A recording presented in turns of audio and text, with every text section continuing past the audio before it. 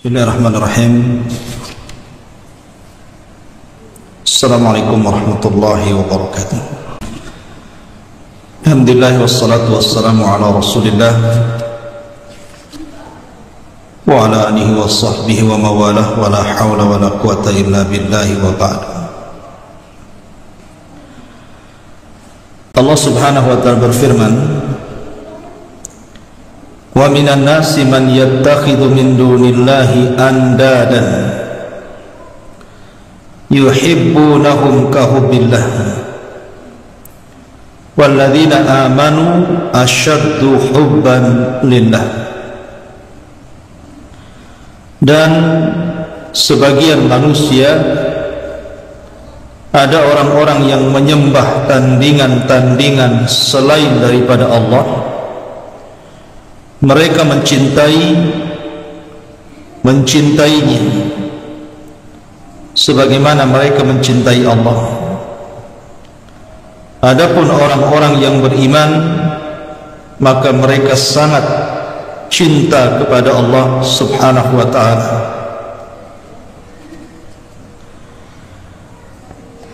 Surah Al-Baqarah ayat 165 ini memiliki dua makna,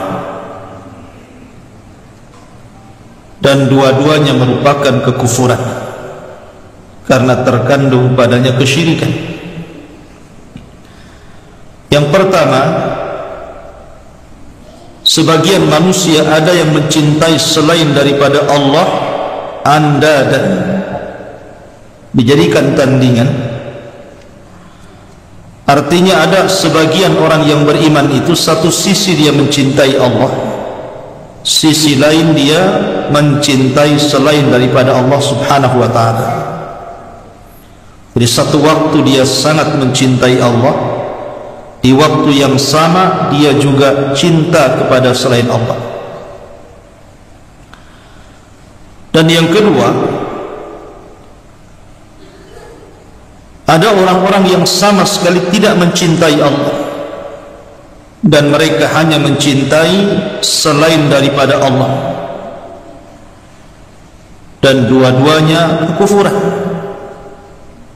Karena tidak boleh seseorang itu melakukan kesyirikan dalam hal mahabbatullah, kecintaan kepada Allah Subhanahu wa ta'ala. Makanya kemudian Allah Subhanahu wa ta'ala berfirman, walladzina amanu asyaddu hubban lillah. Dan orang-orang yang beriman, mereka sangat cinta dengan Allah Subhanahu wa ta'ala. Di sini mu'alif rahimahullahu ta'ala memasukkan bab ini dalam bab tauhid, karena di antara rukun ibadah itu ada tiga. Salah satunya adalah al-mahabbah, menanamkan perasaan cinta kepada Allah Subhanahu wa ta'ala. Yang kedua, al-khawfu minallah, takut dengan Allah Subhanahu wa ta'ala. Dan yang ketiga, ar-raja minallahi azza wa jal, berharap kepada rahmat Allah Subhanahu wa ta'ala. Ini disebut rukun ibadah. Kalau seandainya kemudian seseorang mencintai selain daripada Allah, melebihi kecintaan dia kepada Allah, berarti dia telah melakukan kesyirikan dalam bab al-mahabbah, kecintaan. Ma'asyiral muslimin yang dimuliakan Allah Subhanahu wa ta'ala,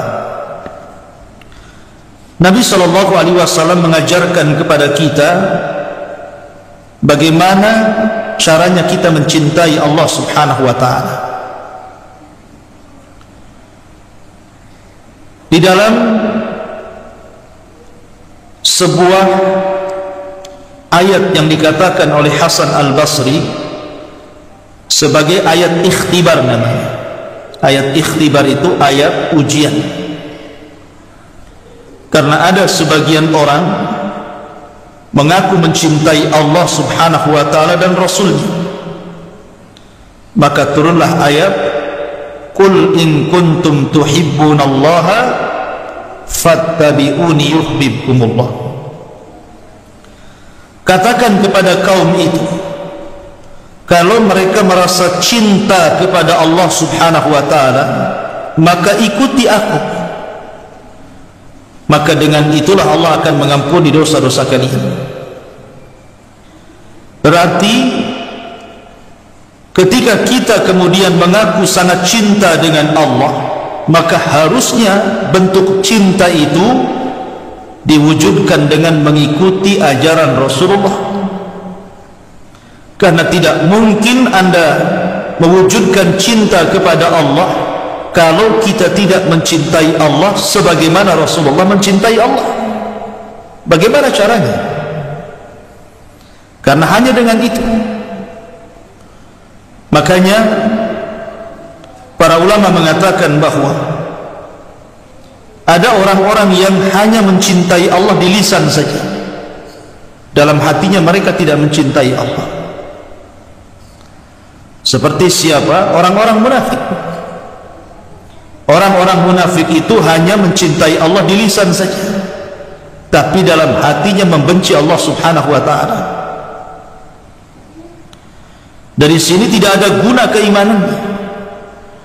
Padahal semakin cinta seseorang kepada Allah, semakin tinggi keimanan dia kepada Allah azza wa jalla. Bahkan dalam kondisi apapun, karena manusia itu kan tidak lepas dari ujian. Dalam ujian apapun, kalau seseorang tertanam kecintaan kepada Allah subhanahu wa ta'ala dan tidak mencintai selain Allah, maka ujian berat apapun terasa ringan bagi dia. Ketika seseorang kemudian kehilangan harta, karena tidak cinta dengan harta, dia tenang saja, karena hatinya hanya cinta dengan Allah azza wa jalla. Itulah makna zuhud. Zuhud itu meletakkan kekayaan di tangan dan tidak meletakkan di hati. Hatinya hanya untuk Allah aja. Kalau kita melihat orang-orang musyrik di zaman Nabi SAW, mereka sangat mencintai sesembahan mereka. Makanya ketika diseru kepada mereka, qulu la ilaha illallah, katakan tidak ada sesembahan yang berhak disembah kecuali Allah. Karena cintanya mereka dengan Tuhan-Tuhan mereka, apa kata mereka? Aja'alal alihata ilahan wahid, inna hadha la syai'un ujab. Ya Muhammad, apakah kami harus menetapkan satu Tuhan saja yang kau sembah, sementara Tuhan-Tuhan kami harus dibuang? Ini ajaran apa ini? Ajaran gak jelas ini. Mereka menolak itu karena terlampau mencintai Tuhan-Tuhan mereka. Makanya ketika Nabi SAW berusaha untuk mendakwahkan kebatilan para penyembah berhala di zamannya, mereka marah. Kemudian terjadilah peperangan. Kenapa mereka kemudian mau berperang dan melawan Nabi SAW, baik dalam perang Badar, perang Uhud, perang Hunain dan perang-perang yang lainnya? Itu karena mereka terlampau mencintai berhala-berhala mereka. Dari situlah maka ada sebagian orang musyrik itu yang sangat cinta dengan berhala, seperti kecintaan orang yang beriman kepada Allah subhanahu wa ta'ala. Tetapi ada yang mencampur aduk masalahnya. Satu sisi dia muslim, dia mengucapkan kalimat la ilaha illallah Muhammadur Rasulullah, tapi sisi lain dia masih datang ke dukun. Ada yang seperti ini? Ada. Dia bersyahadat tapi juga senang datang ke dukun. Dia bersyahadat tetapi suka juga dia dengan tangkal dan jimat. Bersyahadat, dia cinta juga dengan dunia, bahkan melampaui kecintaan dia kepada Allah subhanahu wa ta'ala. Kecintaan dia kepada dunia ini terkadang ada orang yang melampau. Ketika dia berbisnis, kemudian lancar bisnisnya, lupa dia sholat, ya kan? Hakikatnya dia telah menjadikan harta itu berhala selain daripada Allah. Kalau dulu di zaman Rasul, orang-orang musyrik itu menyembah Lata, Uzza, Manat, Khubal gitu. Tapi di zaman sekarang yang disembah itu bukan itu. Yang disembah itu ringgit, dolar dan rupiah. Ganti itu berhalanya. Berhalanya masuk dompet. Berhalanya ada di ATM sekarang. Keyakinannya sama saja. Ya.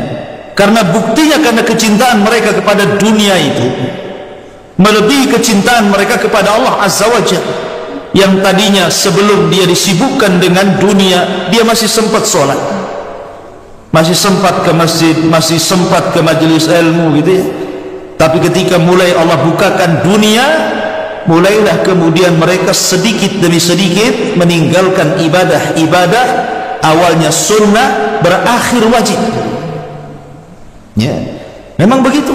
Ini yang ditakutkan Nabi SAW. Kata Rasul ketika datang sahabat Nabi SAW yang membawa harta yang banyak dari Khaybar, dari upeti, karena orang-orang Yahudi tidak mau masuk Islam, maka mereka harus bayar upeti, bayar jizyah, dan mereka tetap menghinakan diri di hadapan orang Islam. Jadi ketika sahabat datang bawa upeti dari Khaybar banyak sekali, dan ketika itu Rasul sedang sholat subuh. Kemudian dikabarkan kepada Rasul bahwa telah datang jizyah upeti dari Khaybar, harta yang sangat melimpah ke Madinah. Nabi langsung khutbah dan berdiri dan mengatakan, aku tidak takut kepada kalian akan kefakiran. Kata Nabi SAW, aku tidak takut kepada kalian kalau kalian itu ditimpa kefakiran gitu. Mal faqra ahsya alaikum, bukanlah kefakiran itu yang aku takutkan menimpa kalian, walakin ahsya an tubsatad dunya. Ini yang ditakutkan Rasul. Tapi yang saya takutkan kalau dunia dibentangkan kepada kalian, fatanafasuha kama tanafasal ladina min qablikum wa tuhlikakum kama ahlakatkum. Kemudian kalian berlomba-lomba mengejar dunia, persis seperti orang dulu berlomba-lomba mengejar dunia. Akhirnya kalian akan dihancurkan sebagaimana orang dulu sudah dihancurkan. Karena dunia ini bisa menjadi berhala. Terkadang orang lebih mencintai dunia dibandingkan mencintai Allah Subhanahu wa ta'ala. Ya. Bahkan ada orang yang takut kepada istri tapi tidak takut kepada Allah. Ada? Ya. Sama istrinya dia takut, tapi sama Allah dia enggak takut. Ya. Ada orang yang lebih mencintai istrinya jauh dibandingkan mencintai Allah Subhanahu wa ta'ala. Ada orang yang lebih mencintai anak-anaknya dibandingkan kecintaannya dia kepada Allah. Ada orang yang lebih mencintai hartanya, rumahnya, mobilnya, ATM-nya dibandingkan kecintaan dia kepada Allah. Padahal Allah mengatakan, walladzina amanu asyaddu hubban lillah. Orang-orang yang beriman itu harusnya lebih mencintai Allah Subhanahu wa ta'ala. Lihat, Allah pertegas di sini dalam ayat selanjutnya dalam At-Taubah 24. Allah mengatakan, qul in kana aba'ukum wa abna'ukum wa ikhwanukum wa azwajukum wa ashiratukum wa amwalun iqtaraftumuha wa tijaratun takhshawna kasadaha wa masakinu tardawnaha ahabba ilaikum minallahi wa rasulih wa jihadin fi sabilihi fatarabbasu hatta ya'tiyallahu bi amri. Katakan ya Muhammad kepada mereka umatmu itu, jika bapak-bapak kalian, anak-anak kalian, saudara-saudara kalian, istri-istri kalian, keluarga kalian, harta kekayaan kalian yang kalian usahakan, perniagaan yang kalian khawatirkan akan kerugiannya, rumah-rumah tempat-tempat tinggal kalian, itu semua lebih kalian cintai daripada mencintai Allah, daripada mencintai Rasulullah, daripada mencintai jihad, maka tunggulah sampai Allah mendatangkan keputusannya kepada kalian. Di sini Allah Subhanahu wa taala menyebutkan umumnya manusia itu dicintakan dengan bapak-bapak mereka, orang tua, dicintakan dengan anak-anak, dicintakan dengan saudara, dicintakan dengan istri, dicintakan dengan keluarga. Dan juga difitrahkan orang itu cinta dengan harta, cinta dengan usaha, cinta dengan tempat tinggal. Itu umumnya seperti itu. Tapi kalau seandainya perkara-perkara itu lebih dicintai dibandingkan Allah, Rasul dan jihad, maka tunggu kehancurannya. Karena dia telah melakukan syirik dalam bab kecintaan. Tidak boleh mencintai kecuali kepada Allah Subhanahu wa taala. Al-Imam Al-Bukhari dan juga Muslim meriwayatkan dari Anas bin Malik bahwa Rasul bersabda, "La yu'minu ahadukum hatta akuna ahabba ilaihi min walidihi wa walidihi wan nasi ajma'in."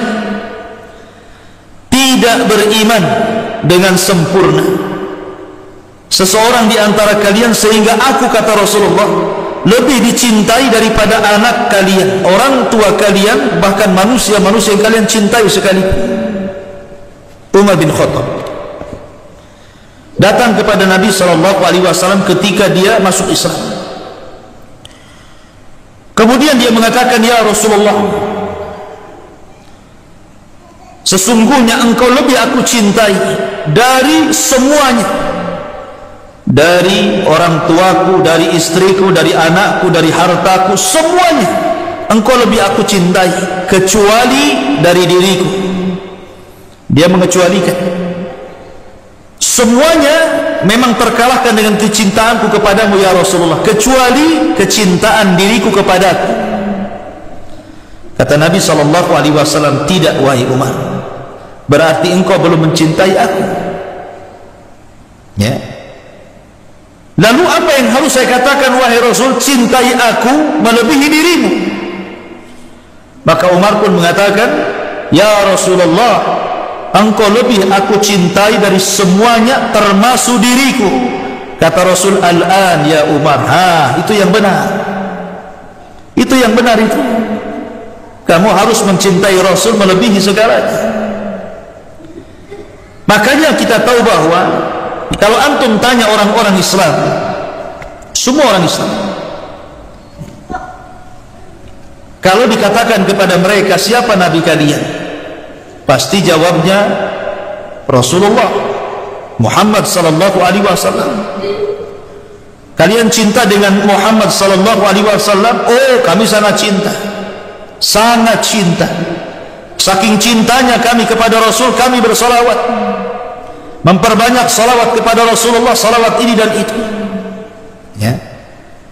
Tetapi kenyataannya, apakah orang yang mengaku cinta dengan Rasulullah hakikatnya betul-betul sudah mencintai Rasulullah? Saya contohkan dua manusia di zaman Rasulullah. Pertama, Abu Talib. Abu Talib itu orang yang sangat mencintai Rasulullah. Kalau tidak cinta, tidak mungkin Rasul dirawat dia sejak kecil, kan? Saking cintanya dengan Rasul, Abu Talib itu merawat Rasul, bahkan lebih mencintai Rasul dibandingkan anak-anaknya. Abu Talib itu sampai kebutuhan Rasul semuanya dipenuhi. Ketika Nabi SAW di usia 12 tahun, Nabi hendak diajari dagang oleh Abu Talib karena cintanya kepada Rasulullah. Diajak dagang ke Syam, tapi di tengah jalan berjumpa dengan seorang rahib, Buhairah rahib, dan meminta agar Abu Talib mengembalikan Rasul ke Mekah karena ada tanda-tanda kenabian kepada anak itu. Kalau orang Yahudi tahu yang ada di Syam, tentu orang-orang Yahudi akan membunuhnya. Dikembalikan Rasul. Maka Nabi SAW hidup di Mekah menjadi penggembala bertahun-tahun. Ma min nabiyyin illa wara'al ghanam. Tidak ada satupun nabi kecuali penggembala kambing. Maka Nabi SAW sampai kemudian menikah dengan Khadijah dan memiliki banyak anak. Sampai di usia 40 tahun Rasul kemudian diangkat menjadi Nabi dan Rasul. semua paman-paman Nabi SAW kecuali Abu Talib, Hamzah dan Abbas yang masuk Islam. Abu Talib tidak masuk Islam, tapi sangat mencintai Rasulullah padahal tidak masuk Islam. Tapi paman-paman yang lainnya, Abu Lahab, tetangga-tetangganya, tokoh-tokoh Quraisy sangat membenci Nabi SAW. Ketika itu Nabi SAW berdakwah sendirian, kemudian istrinya masuk Islam, kemudian anak-anaknya masuk Islam, kemudian kawan-kawannya hanya segelintir orang. Tidak ada yang bisa menjadi backing Rasul ketika itu untuk menjaga keselamatannya. Hanya dua manusia. Pertama istrinya karena kekayaannya, yang kedua pamannya Abu Talib karena dia raja Arab, pemimpin Arab dari Quraisy, dari Bani Hashim. Sehingga orang-orang yang tidak suka dengan Rasul SAW tidak bisa menyentuh Rasul dengan perbuatan, hanya bisa mencela dengan kata-kata. Kenapa? Karena mereka tahu posisi Rasul ada Abu Talib masih hidup. Makanya ketika mereka hendak menghentikan dakwah Rasul, yang dijumpai tidak langsung Rasul, mereka datang kepada Abu Talib karena tahu Abu Talib melindungi Rasulullah. Mereka meminta kepada Abu Talib, ya Abu Talib, inna ibna akhi qad saffaha dinana wa farraqa jama'atana. Ya, kemudian wasabba ahlamana. Wahai Abu Talib, lihat tuh anak saudaramu si Muhammad, berkali dia menjelek-jelekan agama kami, membodoh-bodohkan bapak moyang kami, dan menjelek-jelekan Tuhan-Tuhan kami, serta memporak-porandakan jamaah kami. Tolonglah, sebelum kami bergerak, kau nasihati dulu dia. Datang Abu Talib menasihati Rasulullah dan mengatakan, ya Muhammad, ya ibna akhi, wahai anak saudaraku, ini orang-orang Quraisy sudah mulai mengancam, mulai bertindak, mulai akan menyakiti dirimu karena kamu begini dan begitu. Tapi Nabi tetap istiqomah, dengan tegar dia mengatakan, ya ammi, ala dha'fir riwayah, walaupun riwayat ini dilemahkan para ulama, law wada'u syams fi yamini wal qamara fi shimali ma taraktu hadzal amr. Kalaulah mereka meletakkan matahari di tangan kananku, bulan di tangan kiriku, maka aku tidak mungkin meninggalkan agama ini. Ya. Akhirnya melihat kegigihan Rasul, Abu Talib mencintai Rasulullah sehingga dia mengatakan, kalau begitu ya Muhammad, wahai anak saudaraku, qul ma syi'ta waf'al ma ahbabta. Sudahlah, terserah kamu, ucapkan sekehendakmu, lakukan sesukamu, tetapi saya akan berusaha melindungi dirimu. Padahal Abu Talib kafir, tapi karena kecintaan Abu Talib kepada Rasulullah, dia tetap saja melindungi Nabi SAW dan membiarkan Ali bin Abi Talib, putranya, masuk ke dalam agama Rasulullah. Baru setelah Abu Talib meninggal dunia, maka tahunnya disebut Amul Hazni, tahun kesedihan, karena Rasul tidak bisa lagi dibela oleh paman-pamannya. Ditambah-tambah Khadijah juga meninggal di tahun yang sama. Ya. Nah, di sini yang ingin saya katakan, Abu Talib itu sangat mencintai Rasulullah. Bahkan al-jaza'u min jinsil amal, fajaza'ul ihsan ilal ihsan, balasan kebaikan itu dengan membalas kebaikan yang sama. Ketika Abu Talib sakaratul maut, Rasul datang kemudian mengatakan, ya ammi qul la ilaha illallah kalimatun uhaju bika indallah. Wahai pamanku, ucapkanlah la ilaha illallah, kalau kamu mengucapkannya saya akan berhujah di hadapan Allah, kau akan selamat dari adab Allah. Tapi sampai meninggal Abu Talib tidak mengeluarkan kalimat la ilaha illallah, saking cintanya Rasulullah kepada Abu Talib. Bahkan ketika Abu Bakar membawa ayahandanya Abu Quhafah masuk Islam, ya, kemudian berbaiat kepada Rasulullah dan mengucapkan dua kalimat syahadat, Abu Bakar menangis. Kata Rasulullah, ya Abu Bakrin, lima tabki. Wahai Abu Bakar, kenapa kau menangis? Harusnya kau bahagia, orang tua masuk Islam. Kata Abu Bakar, ya Rasulullah, kalaulah yang masuk Islam itu hari ini bukan bapakku, bukan Abu Quhafah, tapi pamanmu Abu Talib yang kau sangat cintai itu, tentu ini lebih aku sukai dibandingkan keislaman ayahku. Abu Bakar ingin membagi kebahagiaan dengan Rasulullah, sehingga dia mengatakan seperti itu karena Rasul sedih karena kematian Abu Talib dan tidak masuk Islam. Makanya ketika matinya saja Rasul berdoa untuk supaya Allah mengampuni dosanya, tetapi Allah turunkan ayat, makana lin nabi an yastaghfiru lil musyrikina walau kanu ulil qurba. Tidak layak bagi seorang nabi meminta ampun kepada Allah untuk orang musyrik walaupun kerabat dekatnya sekalipun pamannya sendiri. Ya kan? Tapi lihat akhirnya, kata Nabi SAW, aku melihat Abu Talib itu berada dalam gelombang api neraka. Kemudian Allah memberikan syafaat kepadaku untuk meletakkan Abu Talib di neraka yang paling dangkal, hanya sampai tumitnya saja, tapi cukup mendidihkan kepalanya. Tapi Abu Talib tidak keluar dari neraka, cuman diringankan adabnya. Harusnya kecintaan kepada Rasul SAW menyelamatkan Abu Talib dari neraka, tapi Abu Talib tidak masuk surga, tetap aja di neraka dia. Kenapa demikian? Karena kecintaan tanpa ada ittiba, mencontoh Rasulullah, maka itu kecintaan yang semu. Kalau orang hanya ngaku cinta Nabi, bersalawat kepada Nabi, tapi perilakunya dia menyelisihi Nabi SAW, buat apa anda ini mengaku cinta kepada Rasul kalau dalam perbuatan sehari-hari menyelisihi sunnah Rasulullah? Maka cinta itu harus dibuktikan, ya, bahwa sebuah pengakuan tanpa bukti maka itu hanya hayalan belaka. Ini contoh kisah kecintaan Abu Talib, tidak manfaat bagi Abu Talib, tetap saja masuk neraka dia. Kemudian contoh yang kedua, contoh seorang tokoh munafik Madinah, Abdullah bin Ubay bin Salul. Itu tokoh munafik Madinah. Dia ketika dalam posisi terjepit karena banyak orang-orang Khazraj dan Aus masuk Islam, sementara dulu dia digadang-gadangkan menjadi tokoh kedua kabilah yang untuk mendamaikan, karena setiap hari dua kabilah ini selalu berperang. Lah Abdullah ibn Salul ini bijak orangnya.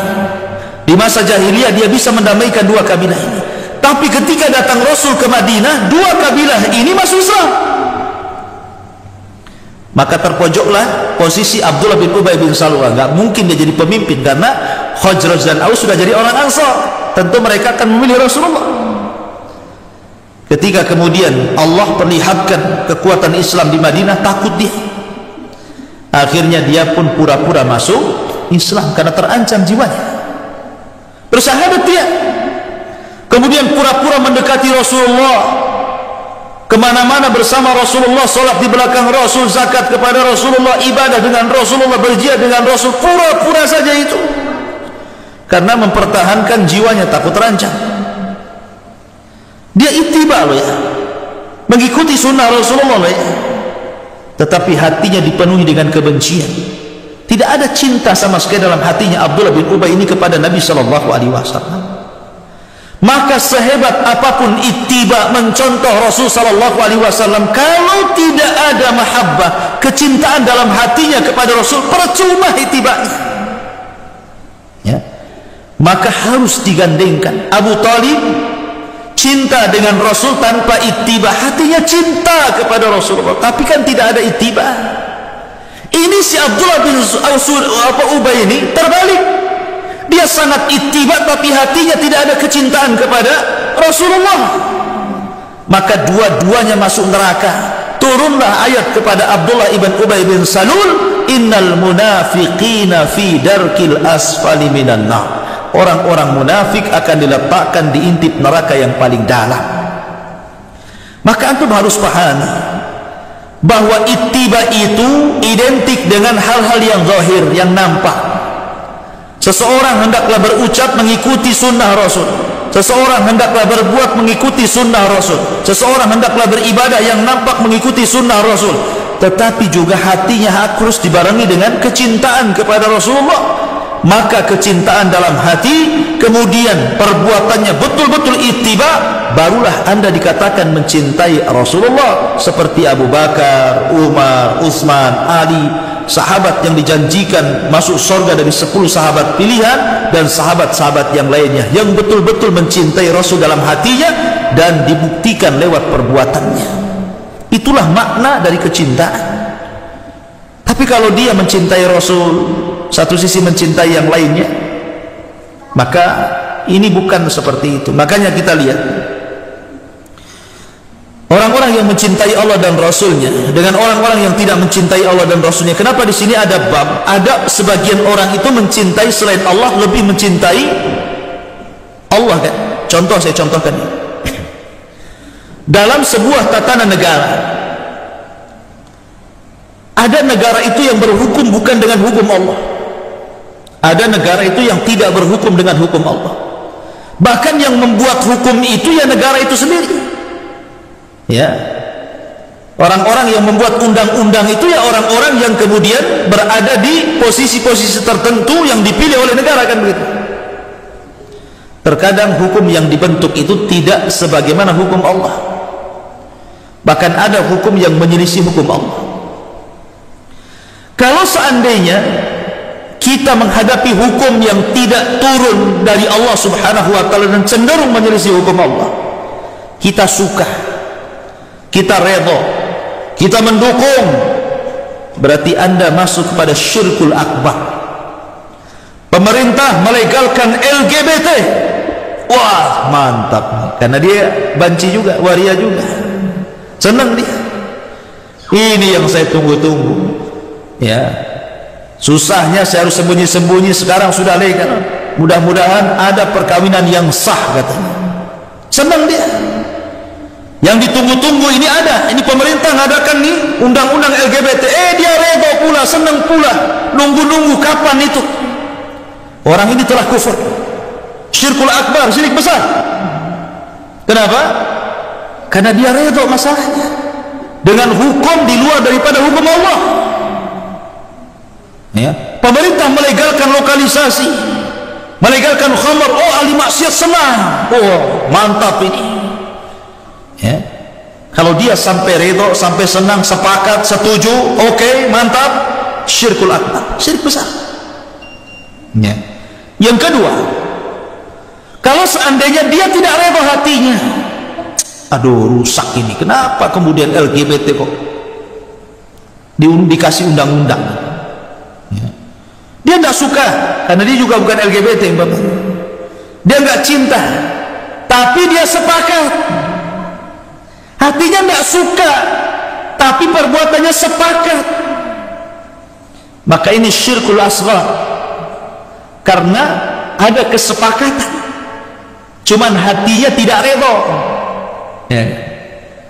Kemudian yang ketiga, dia tidak redha, tidak cinta, dan tidak sepakat. Cuman bagaimana kita hidup di negeri seperti ini? Kita bukan hidup di negeri yang murni 100% memang ditegakkan hukum Islam. Ya terpaksalah kemudian mengikuti yang ada. Maka ini tidak ada dosa, tidak syirik akbar dan tidak syirkul asghar. Karena kita tidak bisa apa-apa di sini. Tapi dalam hatinya kita mengingkari, itu tidak benar dan kita tidak sepakat. Tapi karena kita hidup di sebuah negara yang ada undang-undang, ada aturannya, bahkan kemudian kalau kita membangkang kemudian ada pasal-pasal yang mengikat kita, akhirnya kita dianggap kriminal, radikal dan yang lainnya, ya akhirnya kemudian mau dikata ya sudah, mengikut saja. Maka orang yang seperti ini, yang umumnya di negara-negara yang ma'ruf gitu ya, negara-negara Islam, maka tidak berdosa. Yang berdosa itu satu tadi, syirik akbar. Kalau dia redha, dia cinta, dia sepakat. Kalau syirik asghar tidak. Syirik asghar itu hanya cinta, redha, tapi tidak cinta dan tidak redha, tapi sepakat. Wallahu a'lam. Ini yang bisa saya sampaikan, mudah-mudahan ada manfaatnya. Subhanakallah bihamdika, asyhadu an la ilaha illa anta, astaghfiruka wa atubu ilaik. Allahu ta'ala alam. Assalamualaikum warahmatullahi wabarakatuh.